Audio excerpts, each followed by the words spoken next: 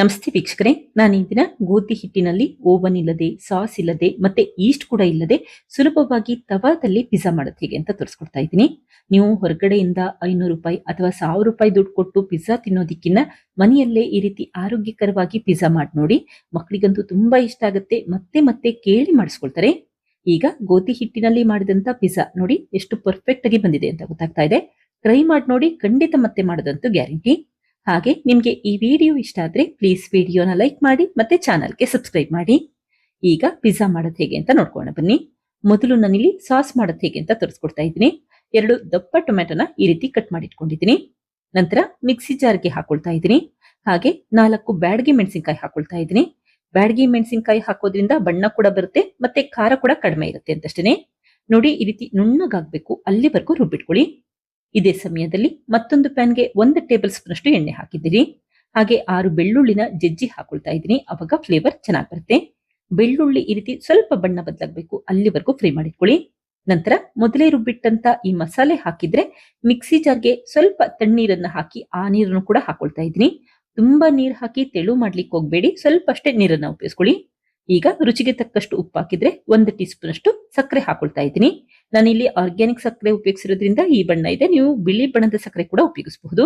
ಈಗ ಈ ಟೊಮೆಟೊ ಮಿಶ್ರಣ ಸ್ವಲ್ಪ ಗಟ್ಟಿ ಆಗ್ಬೇಕು, ಅಲ್ಲಿವರೆಗೂ ಹುರಿದಿಟ್ಕೊಳ್ಳಿ. ಯಾವಾಗ ಈ ರೀತಿ ಗಟ್ಟಿಯಾಗಿರುತ್ತೆ ಆವಾಗಷ್ಟೇ ಸ್ಟವ್ ಆಫ್ ಮಾಡ್ಕೊಳ್ಳಿ. ಈಗ ಈ ಮಾಡಿಟ್ಟಿರುವಂತ ಪೇಸ್ಟ್ ನ ಹಾಗೆ ಎತ್ತಿಟ್ಕೊಂಡಿದ್ದೀನಿ. ನಂತರ ಒಂದು ಜರಡಿಗೆ 2 ಕಪ್ ಅಷ್ಟು ಗೋಧಿ ಹಿಟ್ಟನ್ನ ಹಾಕಿ ಜರಡಿ ಮಾಡ್ಕೊಳ್ತಾ ಇದ್ದೀನಿ. ನಿಮ್ಗೆ ಗೋಧಿ ಹಿಟ್ಟಿನಲ್ಲಿ ಪಿಜ್ಜಾ ಬೇಡ ಅಂತಂದ್ರೆ ಮೈದಾ ಹಿಟ್ಟಿನಲ್ಲಿ ಕೂಡ ಇದೇ ರೀತಿ ಮಾಡ್ಕೊಳ್ಳಿ. ಈ ರೀತಿ ಜರಡಿ ಮಾಡ್ಕೊಳ್ಳೋದ್ರಿಂದ ಗೋಧಿ ಹಿಟ್ಟಿನಲ್ಲಿ ಸಣ್ಣ ಪುಟ್ಟ ಗಂಟುಗಳಿದ್ರೆ ಅದೆಲ್ಲ ಹೊಟ್ಟೋಗುತ್ತೆ. ನಂತರ ರುಚಿಗೆ ತಕ್ಕಷ್ಟು ಉಪ್ಪು ಹಾಕಿ ಒಂದ್ಸರಿ ನೀಟಾಗಿ ಮಿಕ್ಸ್ ಮಾಡ್ಕೊಳ್ತಾ ಇದ್ದೀನಿ. ಈಗ ಅರ್ಧ ಕಪ್ ಅಷ್ಟು ಮೊಸರು ಹಾಕೊಳ್ತಾ ಇದ್ದೀನಿ. ನಾನು ಮೊದಲೇ ಹೇಳ್ದಾಗೆ ಈ ಪಿಜ್ಜಾ ಮಾಡ್ಲಿಕ್ಕೆ ನಾನು ಈಸ್ಟ್ ಉಪಯೋಗಿಸ್ತಾ ಇಲ್ಲ, ಹಾಗಾಗಿ ಅರ್ಧ ಕಪ್ ಅಷ್ಟು ಮೊಸರು ಹಾಕೊಂಡಿದ್ದೀನಿ. ನಂತರ 1/4 ಟೀ ಸ್ಪೂನ್ ಅಷ್ಟು ಅಡ್ಗೆ ಸೋಡಾ ಹಾಕಿ ಜರಡಿ ಮಾಡ್ಕೊಳ್ಳಿ. ಜರಡಿ ಮಾಡ್ಕೊಳ್ಳೋದ್ರಿಂದ ಸೋಡಾದಲ್ಲಿ ಸಣ್ಣ ಪುಟ್ಟ ಗಂಟುಗಳಿದ್ರೆ ಅದೆಲ್ಲ ಹೊಟ್ಟೋಗುತ್ತೆ. ಹಾಗೆ 1 ಟೀ ಸ್ಪೂನ್ ಅಷ್ಟು ಬೇಕಿಂಗ್ ಪೌಡರ್ನು ಕೂಡ ಜರಡಿ ಮಾಡ್ಕೊಳ್ತಾ ಇದ್ದೀನಿ. ಈ ರೀತಿ ಸೋಡಾ, ಬೇಕಿಂಗ್ ಪೌಡರ್ ಮತ್ತೆ ಮೊಸರು ಹಾಕೋದ್ರಿಂದ ಈಸ್ಟ್ ಹಾಕೋ ಅವಶ್ಯಕತೆ ಇಲ್ಲ. ಹಾಗೆ ಪಿಜ್ಜಾ ಕೂಡ ತುಂಬಾನೇ ಸಾಫ್ಟ್ ಆಗಿ ಬರುತ್ತೆ. ಈಗ ನಿಧಾನಕ್ಕೆ ಮಿಕ್ಸ್ ಮಾಡಿಟ್ಕೊಳ್ಳಿ. ನಂತರ ಕೈಯಲ್ಲಿ ಕೂಡ ಮಿಕ್ಸ್ ಮಾಡ್ಕೊಳ್ತಾ ಇದ್ದೀನಿ.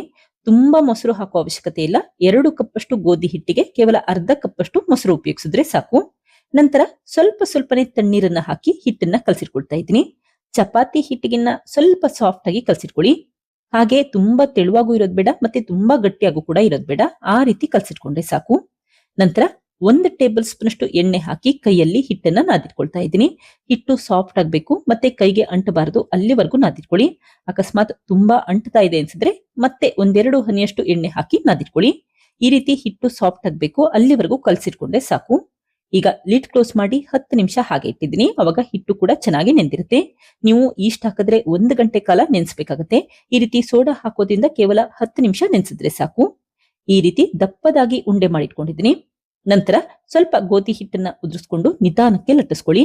ಲಟ್ಟಿಸ್ಬೇಕಾದ್ರೆ ತುಂಬಾ ತೆಳುವಾಗಿ ಲಟ್ಟಿಸ್ಲಿಕ್ಕೆ ಹೋಗ್ಬೇಡಿ, ಸ್ವಲ್ಪ ದಪ್ಪನಾಗೆ ಲಟ್ಟಿಸಿಟ್ಕೊಳ್ಳಿ. ಹಾಗೆ ಮಣೆಗೆ ಹಿಟ್ಟು ಅಂಟ್ಕೊಳ್ತಾ ಇದೆ ಅನ್ಸಿದ್ರೆ ಮಧ್ಯ ಮಧ್ಯ ಸ್ವಲ್ಪ ಗೋಧಿ ಹಿಟ್ಟನ್ನ ಉದುರಿಸ್ಕೊಂಡು ಲಟ್ಟಿಸ್ಕೋಬಹುದು. ನೋಡಿ, ಕೇವಲ 2 ಕಪ್ ಅಷ್ಟು ಗೋಧಿ ಹಿಟ್ಟಿದ್ರೆ ಸಾಕು. ಈ ರೀತಿ ದೊಡ್ಡದಾದ 3 ಪಿಜ್ಜಾಗಳನ್ನ ರೆಡಿ ಮಾಡಿಟ್ಕೋಬಹುದು. ಹಾಗೆ ನೋಡಿ, ಇಷ್ಟು ದಪ್ಪನಾಗಿ ಲಟ್ಟಿಸಿಟ್ಕೊಂಡ್ರೆ ಸಾಕು, ತುಂಬಾ ತೆಳುವಾಗಿ ಲಟ್ಟಿಸ್ಲಿಕ್ಕೆ ಹೋಗ್ಬೇಡಿ. ಈಗ ಒಂದು ಫೋರ್ಕ್ ಅಲ್ಲಿ ಸಣ್ಣ ಸಣ್ಣದಾಗಿ ತೂತ ಮಾಡ್ಕೊಳ್ತಾ ಇದ್ದೀನಿ, ಅವಾಗ ಪಿಜ್ಜಾ ಬೇಸ್ ಒಳಭಾಗ ಎಲ್ಲ ಚೆನ್ನಾಗಿ ಬೆಂದಿರುತ್ತೆ. ಈಗ ಒಂದು ತವಾಗೆ ಸ್ವಲ್ಪ ಎಣ್ಣೆ ಹಾಕಿ ಸ್ಪ್ರೆಡ್ ಮಾಡ್ಕೊಳ್ತಾ ಇದ್ದೀನಿ. ಈ ಸಮಯದಲ್ಲಿ ಸ್ಟವ್ ಆನ್ ಮಾಡ್ಲಿಕ್ಕೆ ಹೋಗ್ಬೇಡಿ. ಈ ರೀತಿ ಬೇಸ್ನ ನೀಟಾಗಿ ಹಾಕಿ ನಂತರ ಲಿಡ್ ಕ್ಲೋಸ್ ಮಾಡಿ ನಂತರ ಅಷ್ಟೇ ಸ್ಟವ್ ಆನ್ ಮಾಡ್ಕೊಳ್ಳಿ. ಹಾಗೆ ಉರಿನ ಮೀಡಿಯಂ ಫ್ಲೇಮ್ ಅಲ್ಲಿ ಇಟ್ಕೊಂಡು 5 ನಿಮಿಷ ಬೇಲಿಕ್ಕಿಟ್ಟಿದ್ದೀನಿ. 5 ನಿಮಿಷ ಆದ ನಂತರ ನಿಧಾನಕ್ಕೆ ಇನ್ನೊಂದ್ ಸೈಡ್ ಟರ್ನ್ ಮಾಡ್ಕೊಳ್ತಾ ಇದ್ದೀನಿ. ದೊಡ್ಡ ಸ್ಟವ್ ಆದ್ರೆ ಲೋ ಫ್ಲೇಮ್ ಅಲ್ಲಿ ಇಟ್ಕೊಳ್ಳಿ, ಸಣ್ಣ ಸ್ಟವ್ ಆದ್ರೆ ಮೀಡಿಯಂ ಫ್ಲೇಮ್ ಅಲ್ಲಿ ಇಟ್ಕೊಳ್ಳಿ. ಒಂದು ಸೈಡ್ ಬೆಂದ ನಂತರ ತಕ್ಷಣನೇ ಹೊರಗಡೆ ಎತ್ತಿಟ್ಕೊಳ್ಳಿ. ಈಗ ಮೊದಲೇ ಮಾಡಿಟ್ಟಂತ ಈ ಟೊಮ್ಯಾಟೊ ಪೇಸ್ಟ್ ನ ನೀಟಾಗಿ ಎಲ್ಲಾ ಕಡೆ ಸ್ಪ್ರೆಡ್ ಮಾಡ್ಕೊಳ್ತಾ ಇದ್ದೀನಿ. ಈ ರೀತಿ ಮನೆಯಲ್ಲೇ ಕೇವಲ 5 ನಿಮಿಷದಲ್ಲಿ ಟೊಮ್ಯಾಟೊ ಪೇಸ್ಟ್ ತರ ಮಾಡ್ಕೋಬಹುದು. ಪಿಜ್ಜಾ ಅಂತೂ ತುಂಬಾನೇ ರುಚಿಯಾಗಿರುತ್ತೆ. ಹಾಗೆ ಮೇಲ್ಭಾಗಕ್ಕೆ ಸ್ವಲ್ಪ ಮಿಕ್ಸ್ಡ್ ಹರ್ಬ್ಸ್ ಹಾಕೊಳ್ತಾ ಇದ್ದೀನಿ. ನಂತರ ಈ ತುರಿದಿರುವಂತ ಚೀಸ್ ಕೂಡ ಹಾಕೊಂಡಿದ್ದೀನಿ. ಹಾಗೆ ಸ್ವಲ್ಪ ತರಕಾರಿಗಳನ್ನು ಕೂಡ ಹಾಕೊಳ್ತಾ ಇದ್ದೀನಿ. ನಾನಿಲ್ಲಿ ಈರುಳ್ಳಿ, ಟೊಮ್ಯಾಟೊ ಮತ್ತೆ ಕ್ಯಾಪ್ಸಿಕಮ್ ನ ಹಾಕೊಳ್ತಾ ಇದ್ದೀನಿ. ಮನೆಯಲ್ಲಿ ಯಾವ ರೀತಿ ತರಕಾರಿ ಇರುತ್ತೆ ಅದನ್ನೇ ಉಪಯೋಗಿಸ್ಕೊಳ್ಳಿ. ಈಗ ಮೇಲ್ಭಾಗಕ್ಕೆ ಸ್ವಲ್ಪ ರೆಡ್ ಚಿಲ್ಲಿ ಫ್ಲೇಕ್ಸ್ ಹಾಗೆ ಮತ್ತೆ ಸ್ವಲ್ಪ ಮಿಕ್ಸ್ಡ್ ಹರ್ಬ್ಸ್ ಹಾಕೊಂಡಿದ್ದೀನಿ. ಮನೆಯಲ್ಲಿ ಆರಿಗ್ಯಾನೋ ಇದ್ರೆ ಅದನ್ನೇ ಕೂಡ ಉಪಯೋಗಿಸಬಹುದು. ಈಗ ಮತ್ತೆ ಸ್ಟವ್ ಮೇಲೆ ಇಟ್ಕೊಂಡು ಉರಿನ ಮೀಡಿಯಂ ಫ್ಲೇಮ್ಗಿನ ಸ್ವಲ್ಪ ಕಡಿಮೆ ಇಟ್ಕೊಂಡು ಒಂದು 3 ನಿಮಿಷ ಬೇಲಿಕ್ಕಿಟ್ಕೊಳ್ಳಿ. ಹಿಂಭಾಗ ನೋಡಿ ಒಂದೊಳ್ಳೆ ಬಣ್ಣ ಬಂದಿದ್ರೆ ತಕ್ಷಣನೇ ಸ್ಟವ್ ಆಫ್ ಮಾಡ್ಕೊಳ್ಳಿ. ಈಗ ಮಾಡಿಟ್ಟಂತ ಈ ಪಿಜ್ಜಾನ ಒಂದು ಪ್ಲೇಟ್ಗೆ ಎತ್ತಿಟ್ಕೊಂಡಿದ್ದೀನಿ. ನೋಡಿ ಎಷ್ಟು ಪರ್ಫೆಕ್ಟ್ ಆಗಿ ಬಂದಿದೆ ಅಂತ ಗೊತ್ತಾಗ್ತಾ ಇದೆ. ಬೇಸ್ ಕೂಡ ಸಾಫ್ಟ್ ಆಗಿರುತ್ತೆ, ತುಂಬಾ ಗಟ್ಟಿಯಾಗೂ ಕೂಡ ಇರೋದಿಲ್ಲ. ಒಳಭಾಗ ಎಲ್ಲ ಚೆನ್ನಾಗಿ ಬೆಂದಿರುತ್ತೆ, ಹಾಗೆ ಚೀಸ್ ಕೂಡ ಚೆನ್ನಾಗಿ ಮೆಲ್ಟ್ ಆಗಿರುತ್ತೆ. ಟ್ರೈ ಮಾಡಿ ನೋಡಿ, ಮಕ್ಕಳಂತೂ ಮತ್ತೆ ಮತ್ತೆ ಇದೇ ರೀತಿ ಕೇಳಿ ಮಾಡಿಸ್ಕೊಳ್ತಾರೆ, ಅಷ್ಟು ರುಚಿಯಾಗಿರುತ್ತೆ. ಈಗ ಪಿಜ್ಜಾ ಬೇಸ್ ನೋಡಿ ಎಷ್ಟು ಚೆನ್ನಾಗಿ ಬೆಂದಿದೆ ಅಂತ ಗೊತ್ತಾಗ್ತಾ ಇದೆ. ನೀವು ಗೋಧಿ ಹಿಟ್ಟಿನಲ್ಲಿ ಓವನ್ ಇಲ್ಲದೆ ಇದ್ರು, ಅದು ಕೂಡ ಈಸ್ಟ್ ಇಲ್ಲದೆ ಇದ್ರು ಕೂಡ ಮನೆಯಲ್ಲೇ ಈ ರೀತಿ ಸುಲಭವಾಗಿ ಪಿಜ್ಜಾ ಮಾಡ್ಕೋಬಹುದು. ಹಾಗೆ ನೋಡಿ ಚೀಸ್ ಎಷ್ಟು ಚೆನ್ನಾಗಿ ಮೆಲ್ಟ್ ಆಗಿದೆ ಅಂತ ಗೊತ್ತಾಗ್ತಾ ಇದೆ. ಇದೇ ರೀತಿ ನಾನು ಒಟ್ಟು 3 ಪಿಜ್ಜಾಗಳನ್ನ ಮಾಡಿಟ್ಕೊಂಡಿದ್ದೀನಿ. ರಾತ್ರಿ ಊಟಕ್ಕೆ ಮಾಡಿದ್ರಂತೂ ಮನೆಯವರಿಗೆಲ್ಲ ಆಗೋಷ್ಟು ಪಿಜ್ಜಾನ ತಿನ್ನಬಹುದು. ಹಾಗೆ ನೀವು ಹೊರಗಡೆಯಿಂದ 500 ರೂಪಾಯಿ ದುಡ್ಡು ಕೊಟ್ಟು ಕೇವಲ ಒಂದು ಪಿಜ್ಜಾ ತರಿಸೋದಿಕ್ಕಿಂತ ಈ ರೀತಿ ಮನೆಯಲ್ಲೇ ಕಡಿಮೆ ಖರ್ಚಿನಲ್ಲಿ 3 ಪಿಜ್ಜಾಗಳನ್ನ ಮಾಡ್ಕೋಬಹುದು. ಪಿಜ್ಜಾ ಅಂತೂ ತುಂಬಾನೇ ರುಚಿಯಾಗಿರುತ್ತೆ. ಈಗ 3ನೇ ಪಿಜ್ಜಾ ಕೂಡ ರೆಡಿ ಆಗ್ತಾ ಇದೆ. ನೋಡಿ, ಈ ರೀತಿ ದೊಡ್ಡ ಸ್ಟವ್ ಆದ್ರೆ ಲೋ ಫ್ಲೇಮ್ ಅಲ್ಲಿ ಇಟ್ಕೊಂಡು ಬೇಲಿಗೆ ಇಟ್ಕೊಳ್ಳಿ. ಬಣ್ಣ ಬದಲಾದ ನಂತರ ಅಷ್ಟೇ ಹೊರಗಡೆ ಎತ್ತಿಟ್ಕೊಳ್ಳಿ. ಸಣ್ಣ ಸ್ಟವ್ ಆದ್ರೆ ಊರಿನ ಮೀಡಿಯಂ ಫ್ಲೇಮ್ ಅಲ್ಲಿ ಇಟ್ಕೊಂಡು ಬೇಲಿಗೆ ಇಟ್ಕೊಳ್ಳಿ. ಕೇವಲ 3 ನಿಮಿಷ ಬೇಯಿಸಿದ್ರೆ ಸಾಕು, ಚೀಸ್ ಎಲ್ಲ ಚೆನ್ನಾಗಿ ಮೆಲ್ಟ್ ಆಗುತ್ತೆ, ಮತ್ತೆ ಪಿಜ್ಜಾ ಕೂಡ ಪರ್ಫೆಕ್ಟ್ ಆಗಿ ಬೆಂದಿರುತ್ತೆ. ಈಗ ಈ ಪಿಜ್ಜಾನು ಕೂಡ ಕಟ್ ಮಾಡ್ಕೊಳ್ತಾ ಇದ್ದೀನಿ. ಹಾಗೆ ಯಾವುದೇ ರೀತಿ ಸಾಸ್ ಕೂಡ ಉಪಯೋಗಿಸೋ ಅವಶ್ಯಕತೆ ಇಲ್ಲ. ಮನೆಯಲ್ಲಿರುವಂತ 2 ಟೊಮೆಟೊ ಉಪಯೋಗಿಸಿಕೊಂಡು ಸುಲಭವಾಗಿ ಈ ರೀತಿ ಪಿಜ್ಜಾ ಸಾಸ್ ಕೂಡ ಮಾಡೋದು ಹೇಗೆ ಅಂತ ತೋರಿಸ್ಕೊಟ್ಟಿದ್ದೀನಿ.